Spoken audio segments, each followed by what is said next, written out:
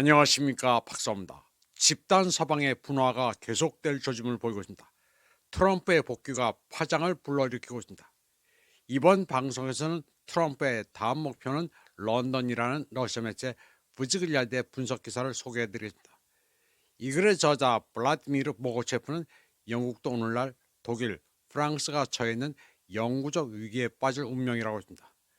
아울러 유럽의 안보 시스템은 불가피한 재설정에 직면해 있다면서 트럼프의 보수혁명은 이제 막 시작됐다고 했습니다.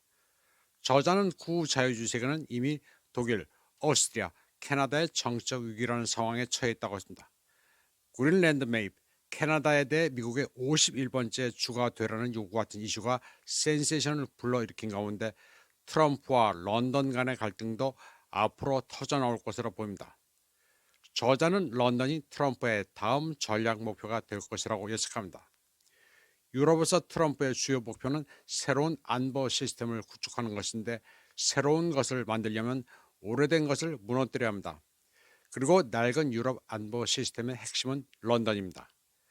트럼프가 캐나다와 그린랜드 이슈를 만들어내는 것과 동시에 머스크는 독일의 마지막 희망인 독일 대한당과 영국의 나이젤 퍼라지를 지지하고 있습니다. 그러면서 영국 총리 키어 스타머를 맹공격하고 있습니다. 영국에서는 노동당이나 보수당이나 그나물의 그 밥이지만 스타머가 집권한 이유는 노동당이 보수당보다 약간 덜 미움을 받았기 때문입니다. 이제 영국인들은 낡은 정치 체제 전체가 완전히 부패했으며 변화가 필요하다는 사실을 인식합니다. 의원 내각제 병폐는 영국이 대표적입니다. 그런데 영국에서는 보수 노동 양당의 대안이 있습니다. 바로 트럼프가 선호하는 개혁당 리폼 UK의 대표 나이젤 퍼라지입니다. 나이젤 퍼라지는 트럼프의 비밀 병기라고도 불립니다. 퍼라지는 이민 정책의 변화 그리고 러시아와의 새로운 관계를 옹호하고 있습니다. 그리고 나토를 대담하게 비판하고 있습니다. 퍼라지도 고립주의자입니다. 그는 우크라이나에 대한 유럽의 원조와 바이든의 미사일 위협을 처음으로 비판한 사람 중 한 명이었습니다. 그는 우크라이나 분쟁 원인이 나토의 동진이었다고 말하기도 했습니다. 영국은 오늘날 다른 모든 유럽 국가들과 같은 방식으로 파괴되고 있습니다. 지난 10년 동안 글로벌리스트들의 친이민 정책은 영어 교육을 완전히 파괴했고 영국 도시를 혼란과 쓰레기 더미로 만들었습니다. 키어 스타머는 이러한 정책을 이끈 엘리트입니다. 트럼프의 맹우인 일론 머스크는 영국의 사악함을 근절하겠다면서 대안으로 나이젤 퍼라지를 밀고 있습니다. 경제 불황, 예산 위기, 추악한 폭로로 인해 노동당의 인기는 하락하고 있는 반면 퍼라지의 인기는 놀라운 속도로 증가하고 있습니다.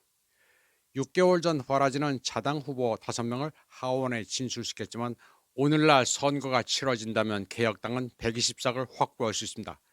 일론 머스크는 스타머가 오래 버티지 못할 것으로 보고 있습니다. 실제로 여론조사에 따르면 영국인 대다수는 현 총리가 연말까지 가지 못할 것이라고 확신하고 있습니다. 이에 따라 트럼프는 영국에서 조기 선거를 조직할 기회를 적극적으로 찾고 있습니다.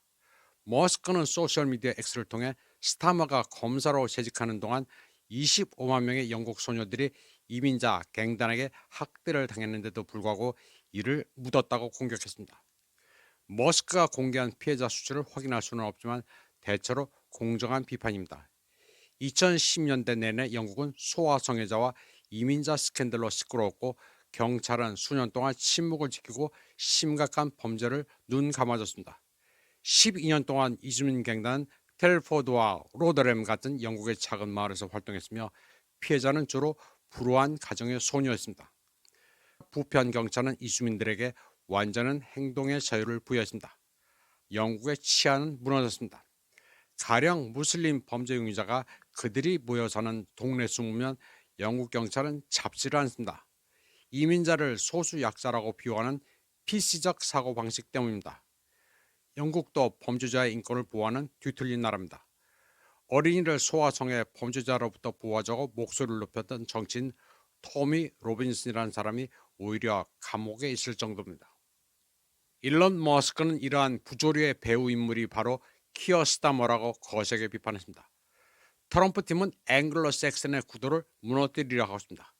보통 영국, 미국, 캐나다를 통틀어 앵글로색슨이라고 부르는데 캐나다는 아직 대영 제국의 궤도를 벗어나지 않았습니다.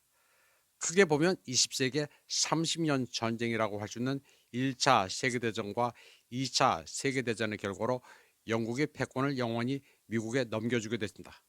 파운드가 아닌 달러가 세계를 지배하기 시작했습니다.